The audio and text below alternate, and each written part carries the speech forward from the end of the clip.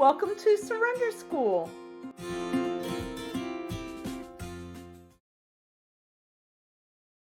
Okay, so let's begin with the mission statement. At Surrender School, we recover.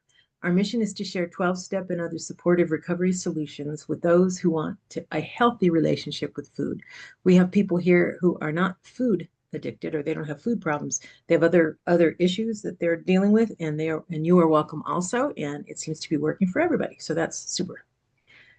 We are not an official 12-step meeting, but we do try to adhere to the spirit of the traditions. All of us who are working on Surrender School, started Surrender School, and are volunteers for Surrender School, we're all 12-steppers. So, which is one of the reasons that we're doing the 12 steps by type this year in this class, or in these sessions. All right.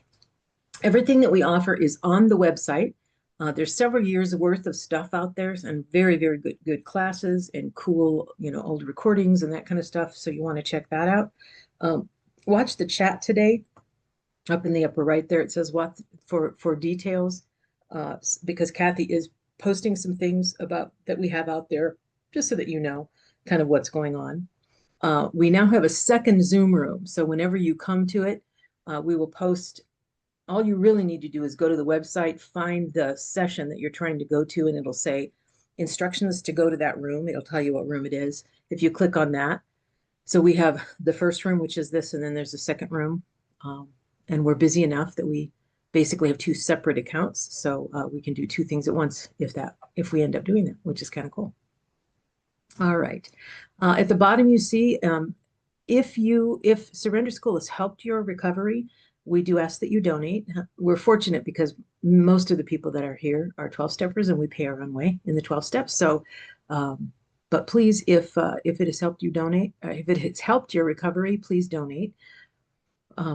The expenses are, the website is an expense, Zoom is an expense. We're doing a retreat in 2026, so here in Las Vegas. So and that obviously will have expenses, and I'm sure there'll be some upfront expenses. So anyway, but if we've helped your recovery, please donate. That would be awesome for you to do that. All right, I put the B in the middle here. If you have a B in front of your name, it means that you have been selected to be a breakout room leader today. If you don't want to do that, let Lori know. Just send her a quick chat so she knows, because we're going to do our breakouts earlier today than we usually do. So just kind of be ready for that. All right. So some new things that we have going on. We have a lot of things going on, but this is some of the new stuff. Abstinence and Recovery, Mondays at 5:30. This is a revisit of the 30 meetings in 30 days, the Abstinence and Recovery that Linda T did back in May. And Scarlett H is facilitating these. And so you watch the video from that, which is about 15 to 20 minutes long. And then there's a little bit of writing and some sharing. So, and I've heard that's going really well. On Friday mornings at 8 a.m., Dave and Kim are hosting another read through of the Emotional Sobriety book. And once again, in reading rooms, we actually read the books together. So that's the reading room for Emotional Sobriety. We're pretty early in the book. So if you want to join, that'd be awesome. Once again, 8 a.m. on Fridays.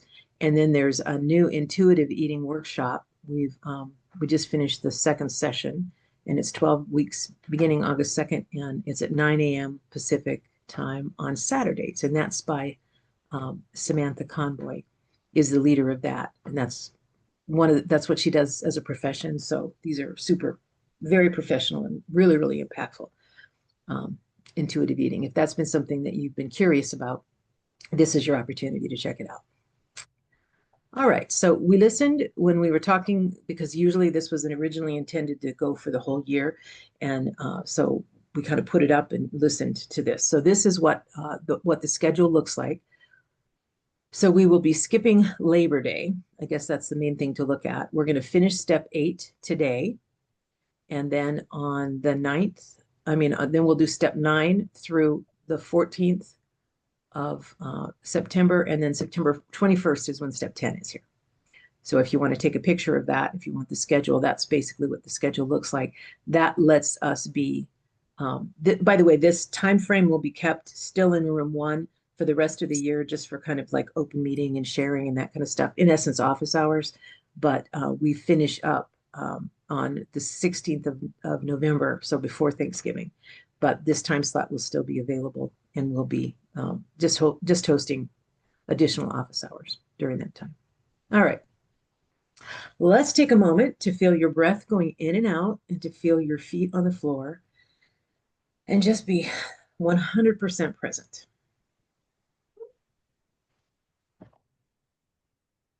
Now, together, let's say the Surrender School set aside prayer.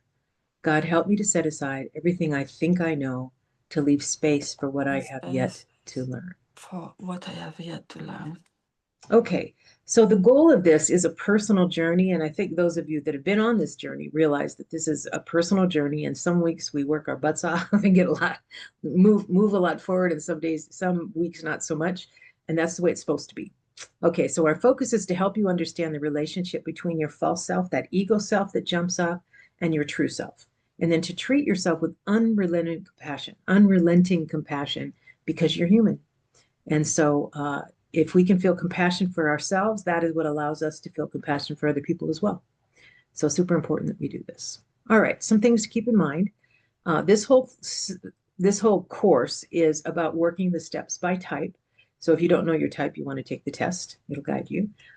We believe that self-contempt stops spiritual growth. So even though compassion is a wonderful thing, if you feel contempt for yourself, it's really, really difficult to grow. I don't know if it completely stops it, but it certainly stalls it out. And since the goal of this is to basically move up the levels of spirituality that's the way that the Enneagram describes it, as moving up levels. If you want to do that, self-contempt basically belongs in the lower levels. The upper levels, we just basically realize we're human. All right, we do believe that if you do the work, your recovery will be supercharged. And just a reminder that lots of things you can be in this world, and one of the things that we ask that you be is kind to yourself and to others as well. All right, I always have this slide up here because I want to remind people, we ask these questions and you answer the questions, because what happens is when we are answering questions, we begin to realize that we see our patterns as the patterns that they are. And we begin to see our projections, those stories that we tell ourselves, we see them as stories we tell ourselves. So there'll be something that goes, wait a minute, is that the truth, or is that just a story I'm telling myself? And very often the things that cause us problems are the stories that we're telling ourselves. Now, here's the reason that I bring this particular quote up, is because once we see those patterns and projections as what they are, that's when they begin to dissipate, which is where we are right now, right? We're cleaning up our side of the street. We're realizing we're seeing our blind spots that we haven't seen before. And as a result, what happens is we basically get to watch our higher power relieve us of these things, right? We see ourselves, at least in the case of the 8, we see ourselves softening. We see those patterns softening. We actually get to see those patterns, and what the pattern will jump up, that ego structure jumps up, and I get to pause and say, do I want to act like that today? No, I don't want to act like that, because then I'm going to owe another amends in step 10. I don't want to do that. All right. So real quick, I'm going to cover this, and then we're going to go to the breakout rooms once I've finished covering this. So Lori, I know that doesn't give you much time to build the breakout rooms, but thank you for doing that. All right. So once again, this is from the website. It talks about this. I'm going to just cover it real quick just to be sure that we lock it in. A direct amends is a face-to-face apology with a sincere offer to repair the harm. So at its best, a direct amends is face-to-face. I have seen people who have sent letters as direct amends because they can't, the person, they're never going to see the person face-to-face. Sometimes phone calls, although phone calls, we pick up so much from haptics, from like facial expressions and body language and that kind of stuff, that over the phone is really difficult. That's one of the reasons I love Zoom, is because I actually get to see faces. Anyway, so face-to-face apology, sometimes a letter sometimes will do. An email's rougher. A text is an absolute no-no in my opinion. Texts are misread all the time. They're read like half abbreviatedly. It's just a quick read. I think that's not a good thing. And it can so easily be misread. So if at all possible, face-to-face is the best way to do that. Anyway, I like casual things where I'm given the opportunity to make the amends. It's like that opportunity for things that video that we watched last week. It's like when I'm given an opportunity, I want to make amends face-to-face. I don't like to make a big production of them, That could be an 8 thing too. I don't know, but I'd rather just kind of let it happen organically, being ready to do it and then let it happen organically without witnesses. All right. So the next one is a living amends. And very often this is what we do. And this is a lasting change in behavior that expresses your growth and commitment to living differently. Right. So sometimes almost always a direct amends is followed by a living amends. So not only do I apologize for my behavior, I try really hard not to do that again. Right. Because if I say, oh, I'm sorry, and then I do the same thing, oh, I'm sorry, and then I do the same thing, I'm sorry, that gets old to everybody. So a living amends basically is a change in my behavior, and amends actually means change. That word amends means change. It doesn't mean apology, it means change. So just a living amends is that lasting thing, and it attests to our growth, which is the reason that we're doing that. All right. The indirect amends is a symbolic or service act of repair when direct contact isn't possible. So you don't do an indirect amends. Like if I had done something that harmed someone, and once again, harm is the key here, right? If I've done something to harm someone, I don't secretly give money to an organization in their name to make myself feel better. You can still do that, that's fine, but it's not to make myself, if I owe a direct amends, I have to make a direct amends.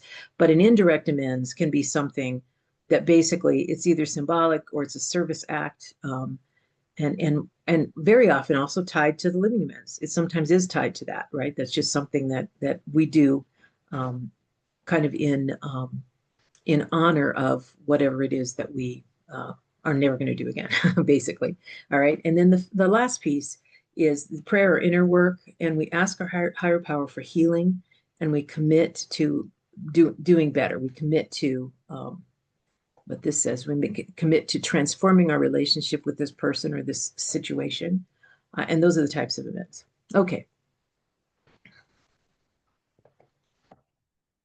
Now, let's talk for a second about why do we make amends, right? There, a lot of people will tell you there's a lot of reasons. I think it's because we go from this to this. This is what happens because we are sure God wants us to be happy, joyous, and free. And when we are free, and I think free comes first, freedom comes first. From that, we have days of happiness and moments of joy.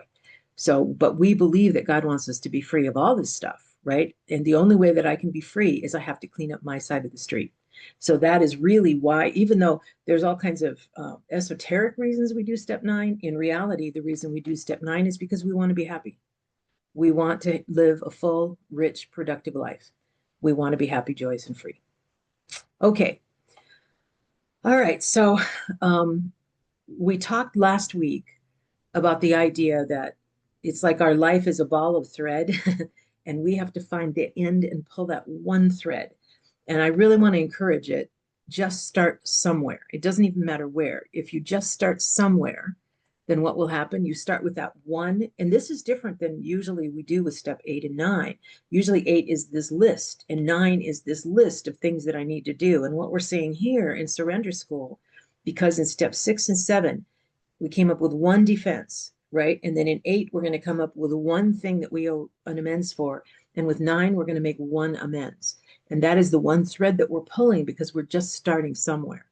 It's easier for those of us that have been around the rooms a long time because we've already kind of unraveled that big ball of yarn, at least a bit. And so all we're doing is kind of continuing that. For people that are new, this is hard. That very first one is hard. So I'm going to call out to that because I want you all to know that I do realize that. All right. So what I'm going to do is have you work on, we've talked about spiritual discernment. So Lori, I'm going to ask you real quick if you are ready for breakouts.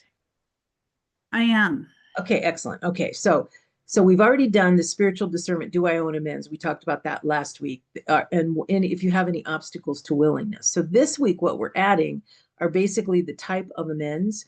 And in the breakout room, this is what I'm going to have you share on. What is an amends that you may owe? What is the type of amends? And it's probably changed a little from last week if you gave it any thought at all and did that final piece. And then how might you make it?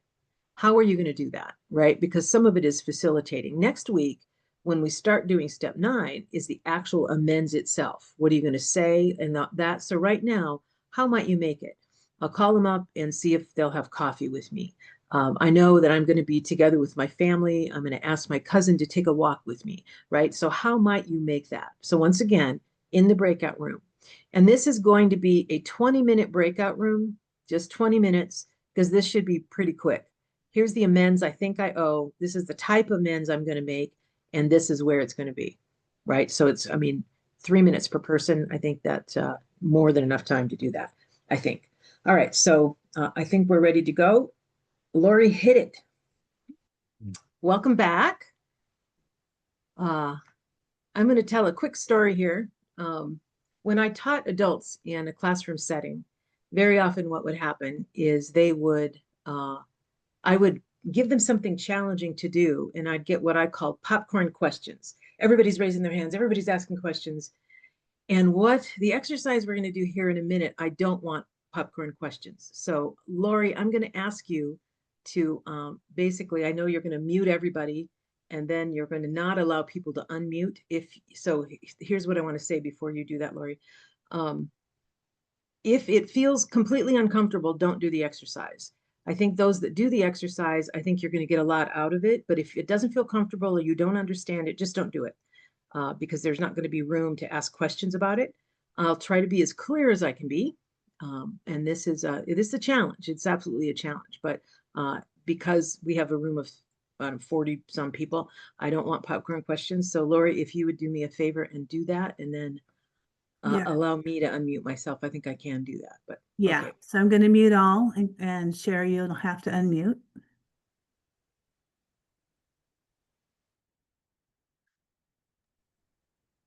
Okay, I have unmuted and everybody is muted. All right, can I have some nods? You can hear me? Okay, thank you. That's always the danger, right? All right, so, all right, everybody, I asked you to have pen and paper. Make sure that you have it in front of you.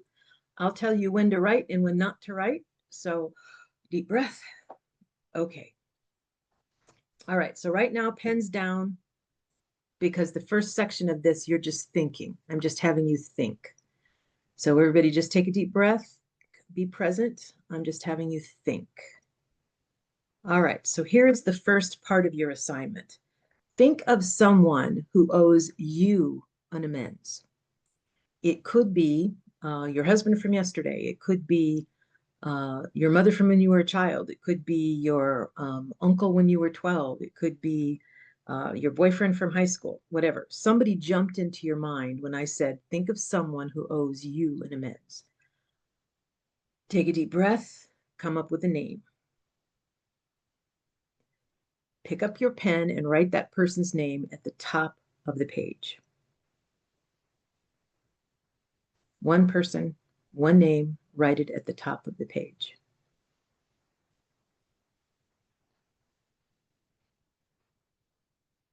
Put the pen back down. We're back into thinking mode. All right. I want you to imagine that that person, even if they're dead, they did it before they died. Imagine that they have done the work that you have done these last 8 months. They have done all that work. They worked this 12-step program by their type. They have done all that work. And I want you to pretend that right now they are ready to make amends to you. They are with you where you are with others. They are ready to make amends to you. I want you to imagine that. Just basically lock that in. That person, even if it seemed impossible, they have worked the steps. They are at the place that they are ready to make amends to me, right? They're ready to make amends to you. Now pick your pen up and write the letter that you would like to get from them. You're not going to be sharing your letter, so be completely honest here. Write the letter that you would like to have gotten from them or to get from them. That's what you're going to do. Write it as if you are them. You are going to put at the top, dear, your name. And then for 5 minutes, you are going to write that letter that you would like to get from that person that owes you an amends. And we're going to give you 5 minutes and we will time it starting right now. I'm going to share my screen again. So this is what we've done. And oh, there's one more thing. Now forgive them and be free. Forgive them and be free. Okay, Lori, if you would go ahead and let people unmute themselves. Hold on, let me go back here because there's one. Now I want to talk about what we're going to share. And what we're going to share is, how did this exercise land with you? And will it help you do step 9? Let me talk for a second about why I think it will. Usually we don't think about being on the other side of this, but it's so much about how did that make you feel when this person said this. And once again, in step 9, their forgiveness is not necessary for us to be able to finish step 9 when we're doing our amends. But for when you can forgive someone else, there's a healing there that happens. So, and now you understand kind of like the other side, which is what this is all about. It's really interesting because I was talking to Joy about this exercise, and I said, I'm ready to take it full in the chest, because there will be people that just absolutely not. The problem with keeping anger alive is that it eats you alive and it doesn't do anything to them. It's like taking poison and hoping they die, right? So, and anger is fatal to us. Bill W. tells us that. And so these resentments that bubble up, the fact that we live with them is not good for us. So yeah, and absolutely, which is, I don't know if I should have stated it even more clearly. It doesn't matter if you ever think in a million years they would never do this. It doesn't matter, right? Because we need to hear it, whether they're able to say it or not, even if it's imaginary. Some things are with believing whether they're true or not, and this is one of those, right? This is how would I feel if that person basically gave that gift to me of this amends? That would be an awesome thing. Thank you, Richard, for sharing. Several years ago, I started writing a letter, which I knew I needed to do for me, and I came to the conclusion that I might be able to read it aloud at his funeral. But one of the things that you've taught me, Cher, is that there's still a good amount of anger and enmity toward him in that letter. And so what I need to do now is I need to add the softer stuff, the more forgiving stuff. So thank you. And you can absolutely read that, probably not in front of other people. Read it out loud so you're hearing your voice. Get it out, get it out, get it out, right? Yeah, absolutely. And then what happens is we're able to be softer. Thank you, Richard. Cheryl, to you. Hi, everybody. If my sister wrote that letter to me or said it out loud to me, I would be the happiest person on earth, I think. I would be so happy. I was very emotional writing that letter. My sister is really basically my only, I do have a husband, but basically she's my only family left. And I would run over to her and give her a great big hug. I really would. I would so be the happiest person on earth if she were to say that letter to me, read that letter to me. Thank you. Thank you, Cheryl. Katya, to you. Yes, I want to say thank you to God, because there are no coincidences, and I got just what I needed. I am full of resentments to 3 people, and I said I cannot make amends because I am full of resentments right now. So when I wrote this, when I made this exercise, I felt like a soft air in my body, in my heart, in my soul, everywhere. I just wrote 3 words, and I could do it with the 3 people. You know, I am missing because I didn't have any more time, but I can do it for myself. I write a letter to myself, but it was like, I understand you. You are doing the best you can. I am nobody to say I am not going to forgive you. I have compassion for you. I know you love me. I know it's not personal. I know it's not on purpose. That's what I am just feeling. And it's good for me, because as I am number 8, I don't want to think anymore. I am on my way of feeling. So the words that I just said a moment ago is what makes me feel better towards these other people. I forgot the words I just said, so I want to write them down right again. But it was wonderful, it comes from another perspective, and softens me and makes me also feel compassion for myself. Thank you for listening to me. Thank you, Katya. Melissa, to you. What a powerful 5 minutes that was. I can only tell you that I'm glad we just did it. We didn't overthink it. You set the time aside and everybody got to work. If you had said, do this during the week, might not have done it. So thank you for letting us do it collectively. I feel like it was like a two-way prayer experience where I was I was receiving the spiritual lesson for the harm that I've experienced and probably given back because I've been hurt.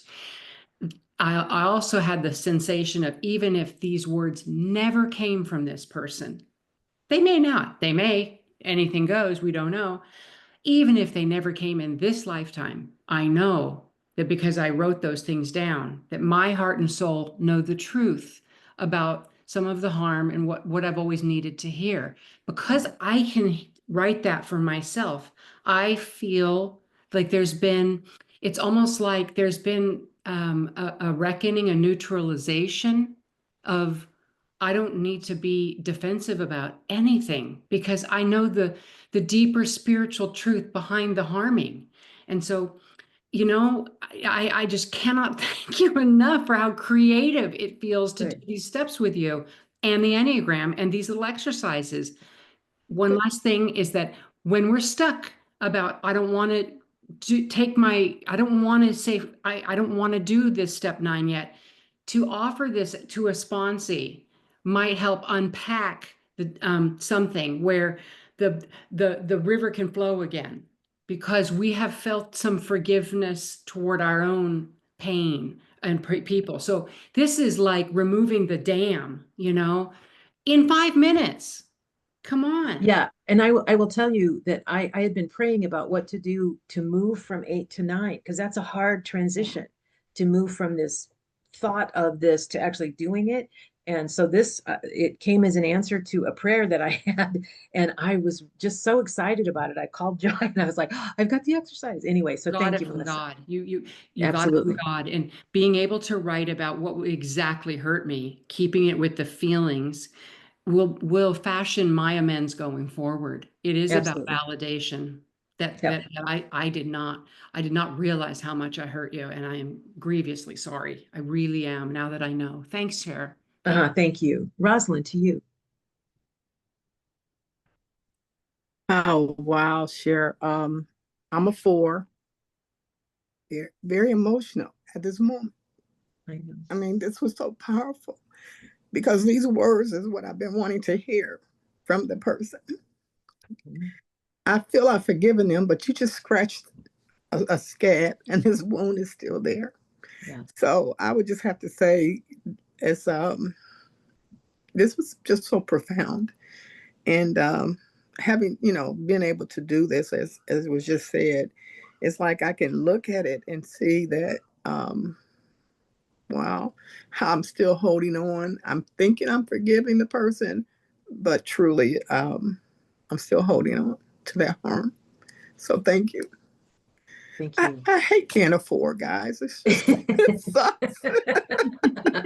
But and once again, it's like the forgiveness that you give is what frees you, right? That's the piece that we miss. It frees you to forgive them, right? Because it feels like a gift to them.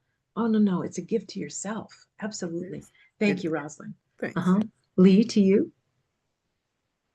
Hi, I'm Lee. I'm a type 7. And I'm also just feeling quite emotional. And thank you, Jer, for this exercise. It really just took me very deep, and I wasn't expecting it, but I needed it. And, a 7, I like to stay in the joy. And sometimes I need to step into the pain. And the person that came to my head was someone that I have tried to make amends to, and she won't hear me. She won't hear me. And she has also said some very damaging things to my boss and to colleagues in our sector that has been quite damaging to my career. And this really helped me link back to step 5. I've done so many step 4s on this woman. I've done so many step 2s. And I haven't ever done anything like this, to just feel like, what would it feel like to get those words from her? Whether or not I ever get to say I have at least as much more amends to make to her than she has to make to me. But just the act of just writing in her voice and knowing that on some level those words are true, like they're true for me and they're what my heart needs to hear. And whether or not she ever says them, that's her side of the street, but I've just done something really important for my side of the street. So thank you. You're welcome. Yeah, I completely agree. Thank you. Yeah, that's how, when I did this exercise myself, same thing. I'm learning every week. Yeah. Thank you, Lee, for that. Lori, to you. Yeah, this is amazing, Cheryl. I wrote on this, and I kind of did a laundry list of the things I felt this person did wrong or owed me an amends for. And that felt real good and felt clearing. But when you came to the end and said, now take a deep breath, and I forget the words you used, but start forgiving them. And I'm going, wait, no way. She didn't write this. I don't expect it ever to be written to me. So anyway, so I guess I have some work to do. But it was powerful, but yeah. Go ahead, Lori. I'm sorry, I I interrupted. know, it was just so powerful to write it out, but when it's like, wait a minute, no. Well, and what's interesting here is truly, the forgiveness is for you. We forget that. It feels like it's a gift to them. It's not, it's a gift to you. The only way to be free is to forgive them. And it doesn't mean, and I will tell you, I say, I love you, I wish you well over there. It doesn't mean I let these people back into my life. A matter of fact, I've forgotten them. You know what I mean? It's like, no. So it's not, it isn't, so come back and damage me more. No, that isn't what we're talking about. It literally is, that is the past. I want to live in the present, right? I want to live in the present. That's where I want to be. So all that past stuff I just have. And once again, the whole practice of this, when we get to 10, 11, and 12, which is where we want to live, that's how we live. So 9 prepares us to live in 12. 9 is what gives us. We just begin step 9, which we will next week. I have an assignment that's coming up here. We begin step 9, and that's the time when we start realizing, seeing the promises. We've already done it. Most of us have, and we've seen some of the promises, but that's when they start. Okay. Thank you, Lori, for that. Yeah. That's why, by the way, I saved it to the very end, and it's in a different color, because it's like, okay, now forgive them and be free. Thank you. All right, Jasmine, to you. This was really revealing because it really got me to think. It really got me to think about the whole journey I've had with this person. And so I want to be free, and I feel like I've been holding my breath for decades, turning blue over here, waiting for this full amends. Like maybe this person was making living amends after all. They were trying to do living amends because they're not able to overcome the wall to say it. And every time I'm like going back and forth, like, this is how you hurt me, and never would own it, and never will. And I accept that too, but I forgive because I understand more being an adult. So it was really healing for me to do that. And I want to let go. I pass. Awesome. Thank you, Jasmine. Jim, to you.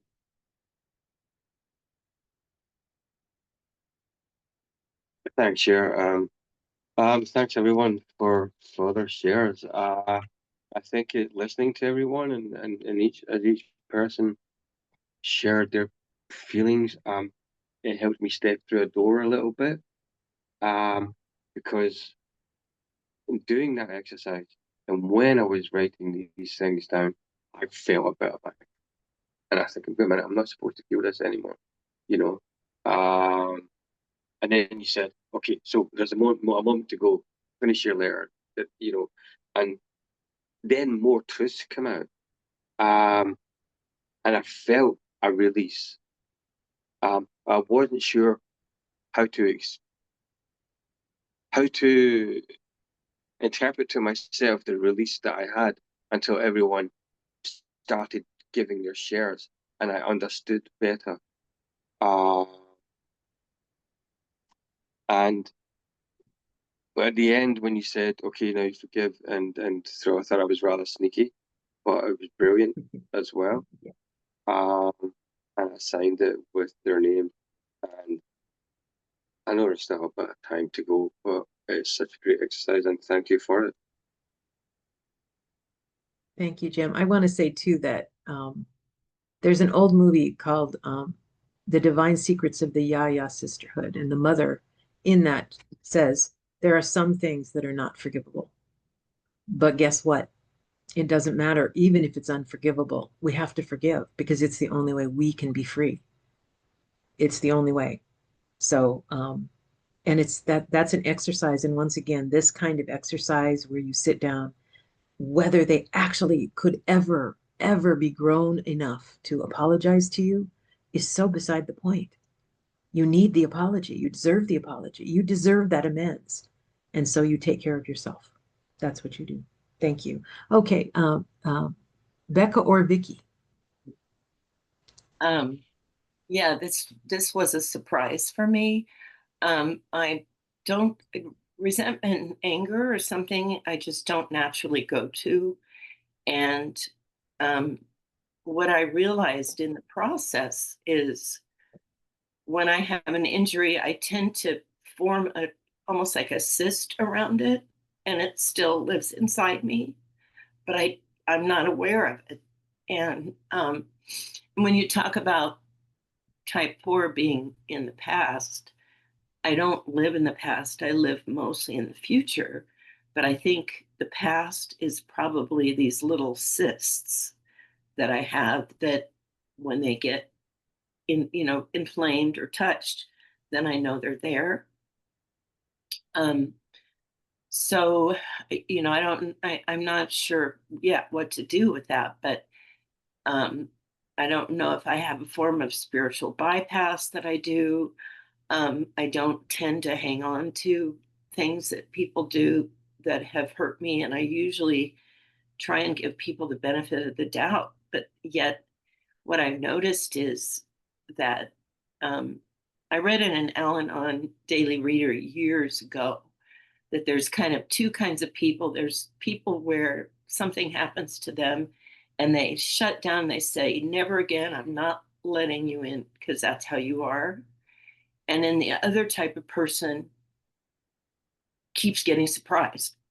It's like oh, well, give an excuse or something, and then it happens again, and you're like blown over again and again.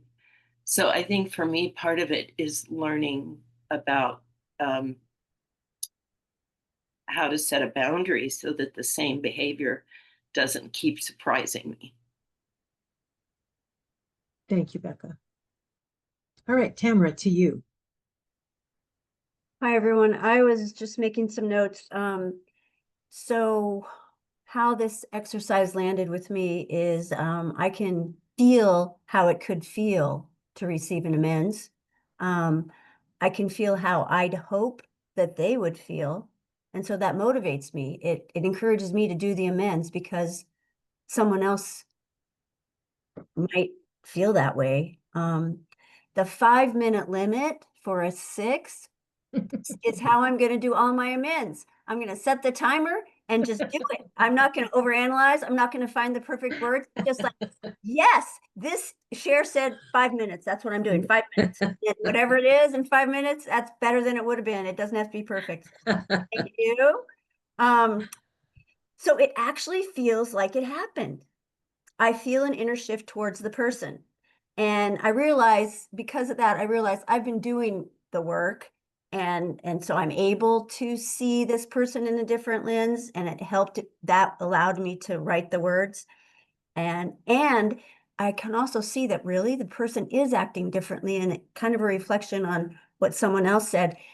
They might be doing a living amends. They're never going to have the words. They're not in the recovery context, but because of higher power or my interaction with them, they are acting differently to their best capacity.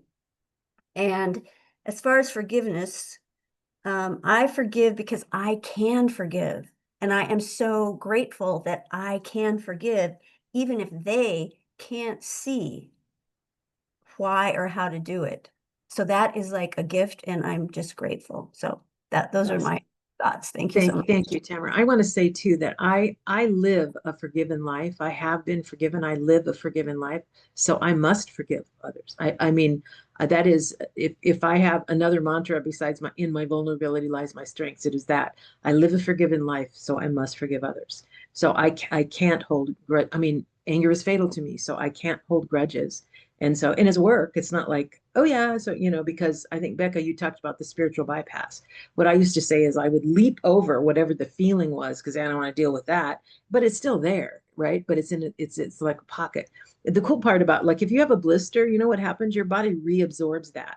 So as we do this work, that's what happens to those cysts that you're talking about, right? Your body will reabsorb that. Your psyche will reabsorb that as you do the work, right? And it's God that's helping us do that. So anyway, thank you, Tamara. Dave, to you. Yeah, hi, everybody. Well, let me first say I'm really glad we're not reading these letters out loud because Yeah, exactly. I would not read my letter out loud. And it's such perfect timing because right before I went to bed last night, there was a situation I was upset about. And when I got up this morning, I started being upset about it again and had even more ammunition to be upset about it.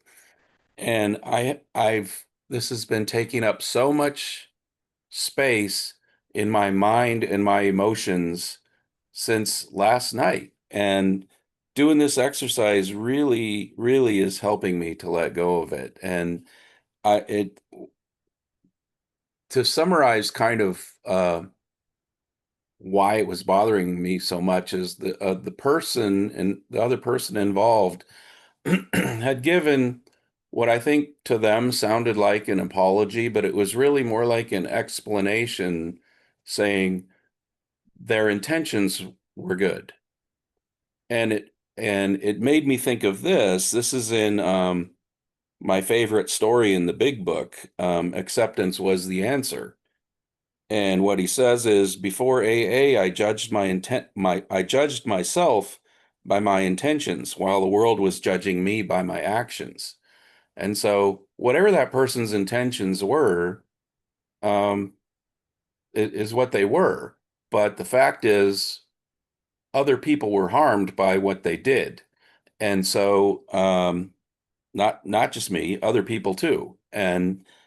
But then in writing this letter, it really made me realize how many times have I justified something I did by my intentions. It's like, well, maybe they feel like they were hurt, but my intentions were good. So to flip the script on that was really helpful to me. So I really appreciate that exercise. Thanks. Thanks, Dave. I want to say too that protective instinct when other people are harmed, right? Would your reaction would, as an 8, be different if it was just you, but when it's someone else too, ooh, kicks it into high gear. So thank you. All right, Jennifer, to you. Yes, thank you. Ditto to what everyone else said about the brilliance and poignancy of this exercise. When you told us to put the person's name at the top, I picked someone who is relatively recent and is a former employee. And then when you explained what it was for, I did a flip without even thinking, and I put the big dog. I put the one on there that, 50 years. And in keeping with the primary defense and in keeping with the primary things that I need, my number 7, step 7, and all of that, that victim came from this person. And I've written letters to him before in therapy, but it wasn't like this. And I know that until I can forgive him, I will not be free. I know that intellectually, and still haven't been able to. Yeah. Gotten better, softened a little bit. I could actually smile, look at pictures, like that kind of thing. But I'm not there. I'm not there. And I know it. And one of the reasons why is this resentment that I've had since I was a little girl that, that bite off. I'm not an 8, but, 6 can look like an 8 sometimes. And that whole thing of, biting off my nose to spite my face because I can't forgive him because forgiving him would mean that he won because nobody has acknowledged the pain that I suffered because of this thing. And I need to be sick in order for the world to know that this thing happened and affected me so deeply. So that's one of those kind of psychological conundrums. So this approach was just, as other people have said, what the doctor ordered. And it melded, and I really became more thoughtful, even though it wasn't a lot of time, to, okay, no, I really do need to say what it is that I would want to have heard from him before he died. Yes. Because the one time I brought it up with him, he did what abusers very often do, and he said that I did things too, right? I was a little girl, right? So he died before he could make the amends that I now can say I believe he would have one day, even if he had to be 150 in Methuselah in order to have done it. From a soul standpoint, the things that I said were what I needed to hear. And I'm not a psychologist or a therapist, but you said something to someone earlier that made me think that the power of this really is in that whole projection realm, because the suffering, you said early on in another class, right? The pain is mandatory, the suffering is optional. That what he did to me, other people have that done to them, right? And I heard someone recently counseling someone about this, and it's like, was it that thing or was it the fact that you weren't cared for after it happened? That was the thing. And, people who have gone through things like many of us have, and I have, what this person said is if you had someone there you could have told and they could have held you and hugged you and loved you and said it wasn't your fault, like at that time, I wouldn't have ended up as I am right now. It really was the fact that nobody saw, nobody took care of little Jennifer and all that. That's for me to do right now. And the power of this is it doesn't matter whose voice it's from. I needed to hear that, period. That's right. And so thank you. Thank you for the gift of this, because this is what will allow somebody to you have to be heard, right? That's what the whole restorative practice is about, is, they know that victims need to simply know that the perpetrators have acknowledged what happened. And That's right. And now I know, as Dave just said, that that's the spirit that I want to go into my amends with. It frees me up from doing that kind of half-ass amends, trying to protect something in myself. So thank you. Good. Thank you. Ambra, to you. Thank you, Jen. Thank you. I want to say, oh my God. Yeah, first of all, I see that the way that I have to, I can make command, it's listen my body and yeah, and do something after listen that, whatever, because the most of the time I idealize people and I never take time to see the reality deeply and do action after that, because it was a survival mechanism to idealize my family, my whatever, a friend.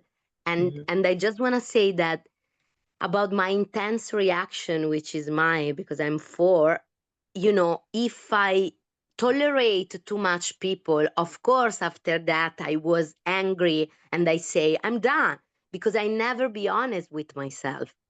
And I think even tolerate too much is a consequence to be crazy and be rageful with people, not because I want to justify myself, but just to see.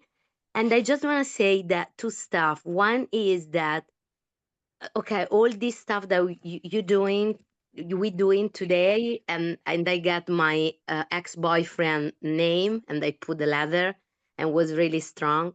And I'm not emotional right now, but it was really interesting to put myself to him or wherever. And I just want to say that come up some other resentment to my sponsor about the amounts now that we do this kind and really subtle exercise, because this sponsor forced me to go with my mother and my brother to do the amounts, even if I don't want. And I remember that I called people to say, why I have to do that? I don't like. And I did. And I was happy because in that point, I accomplished her. But after that, I say, why? This is not, I don't want to do that. My mother's still in my resentment, and I have to send a letter, not send, I have to write a letter, maybe 10, 20, but not make amends. No. And I get too much, I just want to say, spiritual abuse in Italy about this kind of stuff in the amends. And I don't like to sponsor people in that way or whatever, because I don't like this way. This is not, and I have to heal in this piece because there is so much trauma around.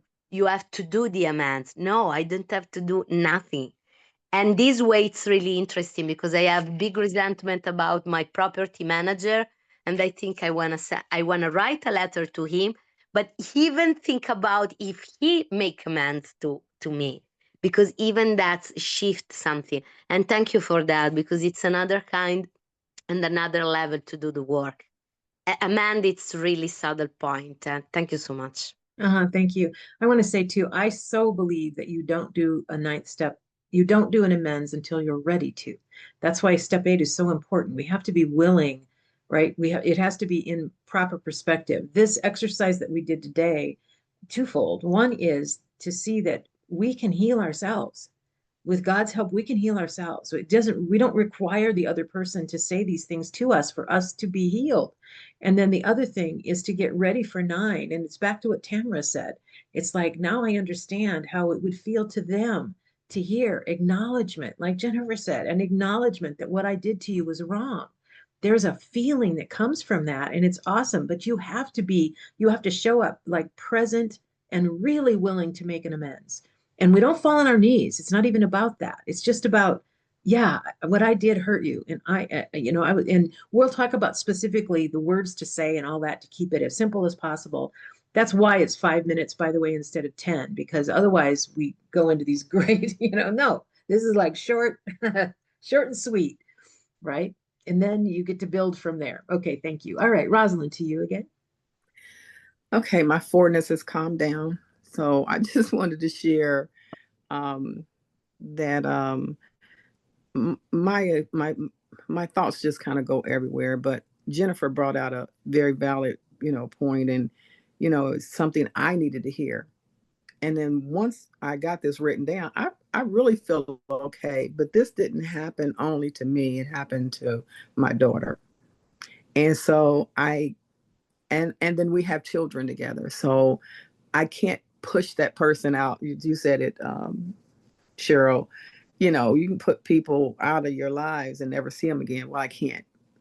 So every time that person is brought up or brought around, I re-experience those thoughts. I didn't experience a feeling because it didn't happen to me. But what happened, it revisits me over and over. And it was interesting what Jennifer said, that she wasn't cared for. So I blame somewhere in there that my daughter wasn't cared for. And I blame that person for not giving that amends that should have been given to her. She's passed now. She couldn't overcome it. And but yeah, I just feel that that's what I needed to hear right here. And it's something I wish she could have gotten before she passed. And but yeah, was a great experience. So thank you. Thank you. And I want to say too, if so that person owes your daughter an amends, there's also something you can do if you can't let it go, and that is write the letter from that person to your daughter. Never share it with your daughter, but write it to your daughter. You know, see what I'm saying? It's like there's so many things in our mind and the way that our mind works. It's so fascinating because with everybody here, I've seen your faces so often, you've seen mine so often. We feel like we know each other. We're not in physical presence, but it feels like we are. Every time I meet somebody, I go, "Oh, I thought you were taller." Every time, I swear. So it's like, but because it just feels like we are together. And isn't that a miracle? And those are the kind of miracles because our brain says, oh, okay. And so what happens is you write the letter from that person to your daughter and you read it and you know it and can't see if that lets you loosen it up a little bit. If you know what I'm saying, because that person, they're gone now, they can't write the letter, right? And then maybe down the road, even that would be something that you would share with your daughter. Right? I mean, then maybe that would help your daughter heal as well, right? No, she's passed. Oh, your She daughter passed? Oh, yeah, that breaks my heart, Rosalind. yeah, Oh, yeah, she's passed. She never got what she what she needs. ultimately needed. Yeah. But So, maybe in heaven she will. yeah, Actually, in absolutely. heaven she will. Absolutely. Thank Thank you. you. Thank you, Rosalind. All right, Richard, to you. Yeah, I have a quick story to share, and my guess is that it's going to be really appropriate for the next time we meet when we start in on 9. But anyway, this was probably about 30 years ago. I went to visit my mom one time, and I was staying at her place, and we got into this horrendous argument. And sometime pretty shortly after the argument ended, I went over to her and I said, Mom, I'm really sorry for how I handled myself. It was, and then I went into explaining essentially what we might call amends, explaining to her. I don't mean that I was giving her an explanation, but telling her about the things that I think that I did wrong. And her response was, I don't accept your apology. And I thought, my immediate reaction was, that's okay. I didn't say this to her, but that's okay. If you don't want to accept my apology, I have taken responsibility for what I did, and that's the only thing I can do. If you don't accept it, that's really on you. It's not on me. And I felt fine about it. In fact, I have to confess, I kind of giggled a little bit because it was you know, part of my dynamic with my mom. Well, and I think, yeah, and that's the thing. So she gets to carry the load. I don't have to carry the load anymore, right? Yeah. Yeah, we will talk. And when we talk about step 9, right? The different reactions for people for sure. All right, let me share again and let me give the assignment. Well, and I'll open it back up for shares if anybody else wants to share. But right now, let me give the assignment because we're up against the end here. Hold on, let me share this because I want you all to see the assignment for next week. All right, let me put this in presentation mode, which is prettier. All right, so here is, and once again, if it's not up right now, it will be up very soon, and that is step 9. So you're going to read the intro, the principles, and create one amends card. And the amends card, you'll see when you're out there, you'll see what it is. But there's one amends card, and I do want to say, so once again, take a picture of this if you want to, the intro, principles, and one amends card. All right, I'm going to stop sharing. Everybody, I'll give you a second to... My husband says there's time and then there's Cheryl's time. So, okay. All right. So let's come back here. So one of the things that I want to say, as you go through this and we work step 9, the work will be probably in basically two sections, and then we'll do the third. So so the intro, the principles, and the amend cards are the prep for actually making the amends. And then there'll be tips on the amends, and then it's basically promises, prayer, and summary. I will say on the step 9, it'd be great if you actually make amends to someone, but it is not necessary that you do, because you don't do that until you are ready. You have to be ready. Otherwise, it can do more harm than good. So you don't want to do that, right? Now, living amends, certainly. You can just start living differently, right? Just, if you're mean to, and I have told this story before, but when I one of the most frustrating jobs I had. I was always nice to the people at work and a horrible bitch to my husband at home.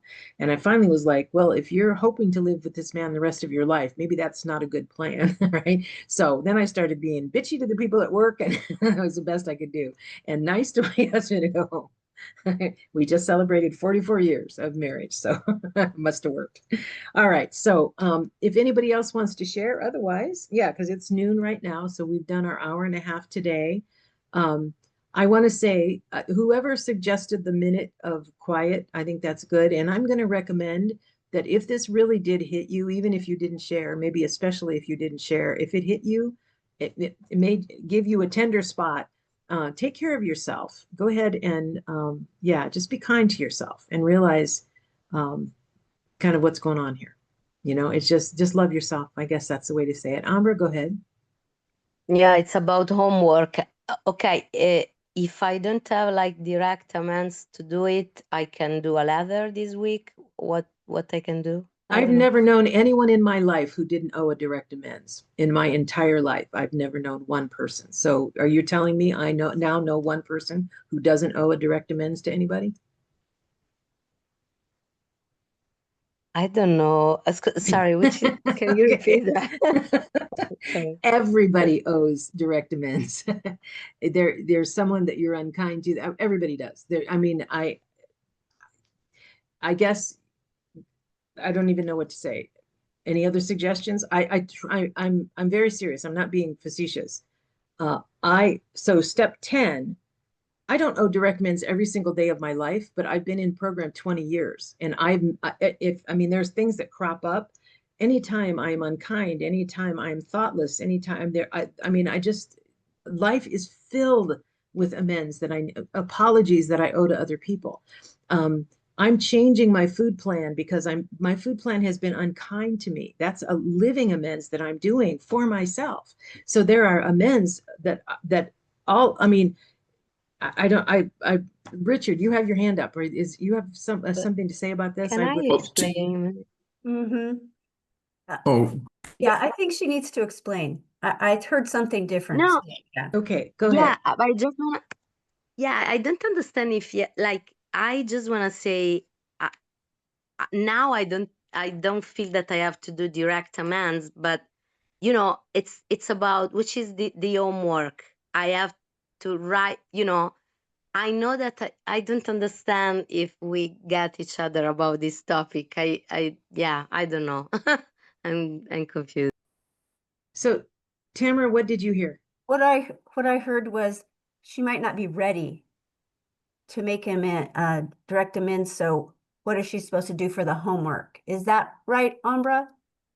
Yes. Yes. Okay, so thank you. So the homework is that you're going to read the intro, you're going to read the principles, and you're going to just write up one amends card, even if you're not ready to do amends. So, and that's fine. That might be something, that amends card that you write, you might do 20 years from now. So we are not at a place that you're doing any amends yet at all. Right? It's just like you look and go, yeah, 15 years ago, I was mean to this girl in junior high, right? I was mean to her. I may never be able to do amends to her, but that came up in my mind. So I'm going to I read the intro, read the principles, and do an amends card on that. And the amends card basically just said, I was selfish when I blah, I deeply regret it. How do we fix our relationship or whatever, right? It's like that. It's super simple. But right now, this assignment has nothing to do with making amends, actually making amends. It only says I'm going to prepare to make amends, which I may never do. I may never do, or I may do 10 years from now. Does that make sense?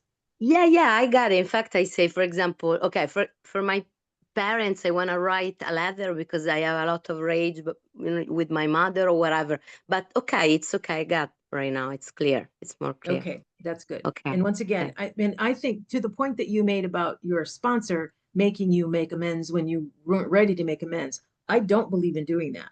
I think you only do it when you really have the proper perspective on it and you feel, like that's something that you want to do to free yourself. That's really what we're doing, is cleaning up our side of the street. So that means the anger is gone, the frustration is gone, all of that is gone. We show up with it's mild energy, And I'm just apologize. I don't fall on my knees. I'm not never talk about what they did because they could have been horrible people. Doesn't matter. I'm cleaning up my side of the street. So we'll talk about more detail on that. But all you're going to do for your assignment is read the intro, read the principles that talk about it, and then make one amends card. That's all. Okay. Thank you, Tamara. And thank you, Amber, for asking that. Melissa, to you. I just want to say that what I'm finding very helpful is to remember how much prayer is involved in steps 8 and 9, and asking God to show me what I need to know about this situation and to remove the blinders and the defensiveness I have. Because when I'm getting humble about there's stuff I need to know and I can't quite see it yet because I'm human. But if you will remove from me the defensiveness so I can see the true nature of my part here, so that I'm removing blocks to the sunlight of the spirit when I do that. That's my biggest desire. But more shall be revealed, and if I can't know it right now, can we put this in the to be determined file? You know, and so it doesn't have to be done by next week, but say, prepare my heart. And I'll revisit this in my journaling and with wise people, but I'm prepared to know. That's all. Thanks. Yeah, and I need to say too, even when we're finished with step 9, you may not have made any amends at all. And it's okay. This is actually the one step where we move forward even if we haven't made one amends. It's okay. That's perfectly fine, right? Because basically step 10 is living 4 through 9, right? That's what you do, right? What we have done, these 10 is that. So please feel no pressure whatsoever. It's not like you can't move on to 10 until you've made amends, because that's simply not true. We're going to move on, right? Now, it's really cool for you, especially because now you understand the feeling that the person gets when you make amends to them. Wouldn't it be nice to gift that to someone, that feeling that they have? That'd be, I think, a cool thing. But please know that, yeah, we're not coming upon a cliff where you must do something that you don't want to do. I'm not going to ask you to do that at all. So thank you, Melissa, for saying that. Okay. So Becca, go ahead. Yeah, this is Ambra's bringing up ideas for me, because I have held myself to these strict standards and I tend to stuff things. It's hard for me to find amends sometimes. I feel like a lot of them are for myself, which I know they are. But as I look at this concept of burrowing off a hurt into a cyst, that cyst is very easily inflamed by someone else because I haven't worked through the hurt in whatever way it needs. And a lot of times it needs acceptance of reality. And so what I'm starting to see is that some of my intensity as of type 4 comes out because I have these places in me that I've buried off into a little cyst, and then it doesn't take much for someone to even appear to be doing that same thing, and it flares me into a lot of intensity, which is malproductive and doesn't lead me down the path of serenity where I'm working on accepting things the way they are. Yeah, and I think even though those cysts seem like not harmful, I guess, they're still a type of resistance, and what we resist persists, right? The fact that because we all have blind spots.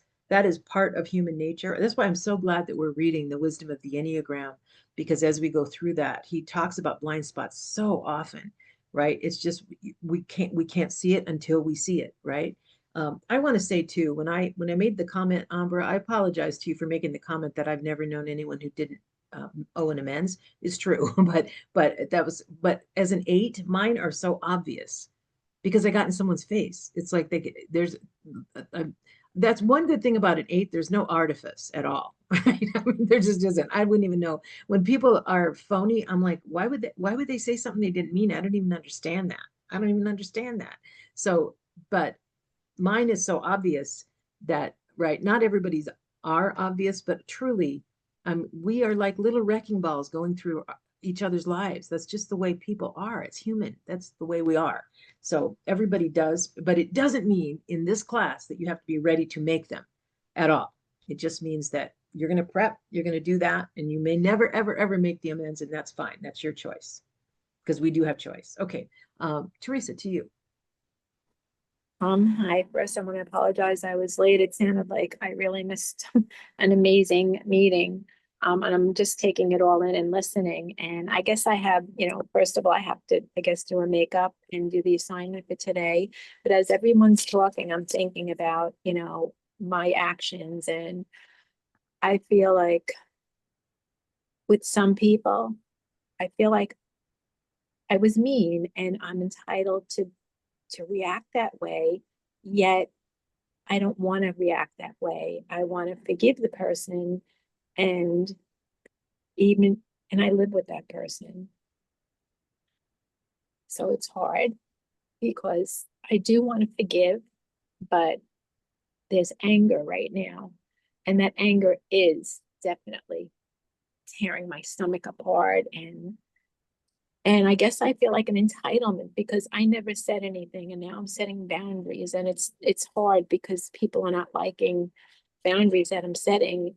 And I guess I'm confused about, am I setting boundaries? Do I apologize for that? I know you said no one time, you don't apologize for boundaries, but when they don't like it and they react, that person might be nasty and then I want to react back. So, and like the day before my mom passed away, I took care of her. I think I told the story. I never really yelled at her and answered her back the way I did the day before she passed away. And she didn't treat me real great, but the thing is that bothered me that day, the way I spoke to her, knowing that next day she passed away, and I couldn't apologize, like for how I spoke to her. I know I didn't cause it, I know that. But she was really nasty, my mom. She was really, never happy and mean, and, it doesn't matter. But I guess I still carry some kind of guilt, for that day. And I want to be a forgiving person, like you had said, I'm forgiven. So I want to be that forgiving people, but I don't know how to do that with some people without all these other issues getting in the way here, to be honest. And so I don't know. I don't know where to start with this whole thing. So I guess I'm looking for some feedback because I'm very confused about entitlement and my pride. I know pride's a big thing with Jews.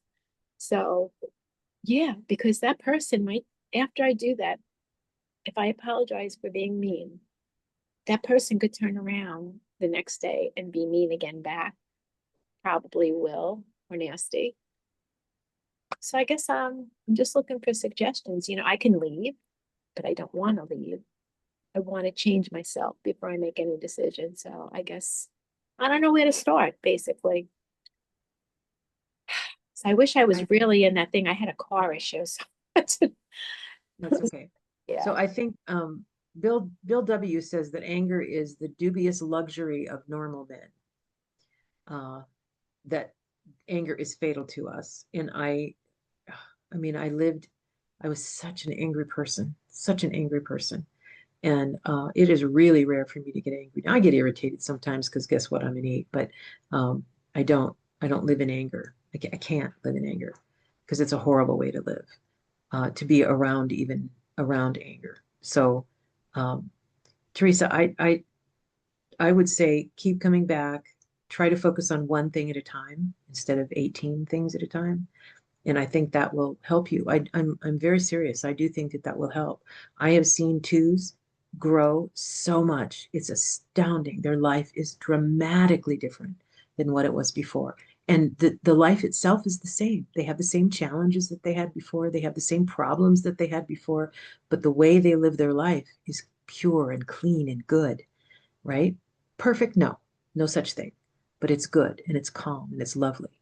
and they're right, they give the right amount, they're still loving and giving more than they were before because they understand themselves better. And it takes time and work. So just be patient with yourself. And I know it's hard when you're living in the middle of shit, but Thank you. You know, and it's like, I'm not angry to everyone. I'm only angry to a few people, badly though. So, because I'm not like, well, I wasn't angry to everyone either. Little kids never, but that person at the bank, I'm telling you, no. Thank you, Teresa. thank you for letting me share. Came You in bet. late. I appreciate it. Thank you. Yeah, so on the video, you will see the exercise. I recommend that you do the exercise and time it for 5 minutes. Okay, thank you. Ambra, to you. No, so I just want to respond about what you say before. You know, I just want to say I did a month with my friend, I think 2 years ago, I don't know, with my good sponsor in another program. And it was amazing. And she doesn't respond me through the letter that because on Facebook, because I don't have a number. And you know, in the last year, uh, she tell me happy birthday, you know, really simple, and was really good.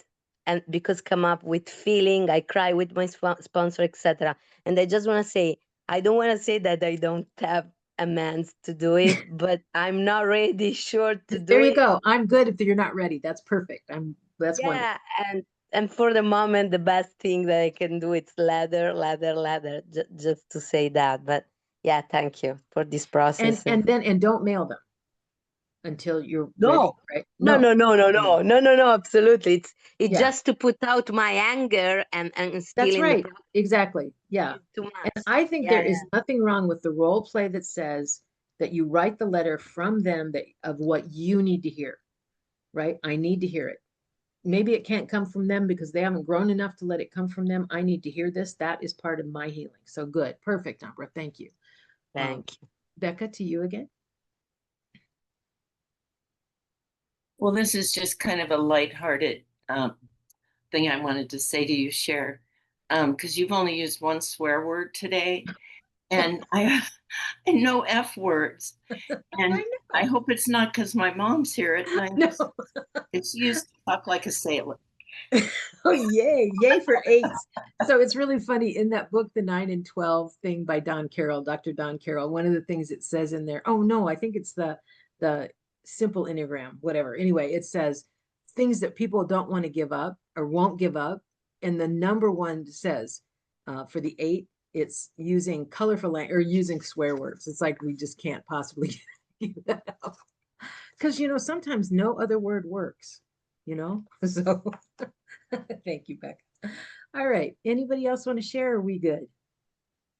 Okay, you guys are wonderful. Thank you so much for doing the exercise. I so appreciate it. That was a hit or miss. So I think it was a hit. So that makes me very happy. And we will see you next week. Love you guys. Thank you so much. See you at office hours, etc. throughout the week. Bye-bye. Thank you, Cher. Take care, everyone. Thank you, Jennifer, I Lori. am doing office hours at Bye-bye. 4 tomorrow. Thank you. She looks like she's gone, but so 8 o'clock and 4 in the afternoon. So hope to Sure. see you there. Couple Yes. things. If you have a chance to look at the chat, do you get that? I can send it to you. I have a copy. You get lots of feedback in the chat. If you okay. Yeah. want to Could you see send it to me? That'd be great. Yeah. And the other Yes. thing is Jennifer was the one who asked for the 1 minute. Okay. It was a great idea. Yeah, it was a great terrific. idea. Yeah. It was. Yeah. Because Yeah. it was funny with Joy too. I did the exercise with her and she even said, give me a minute before she did it. So yeah. Yeah, it's great. It was fantastic. Right. Bye, Yeah. everybody. Love you guys. Thanks for recovering with us.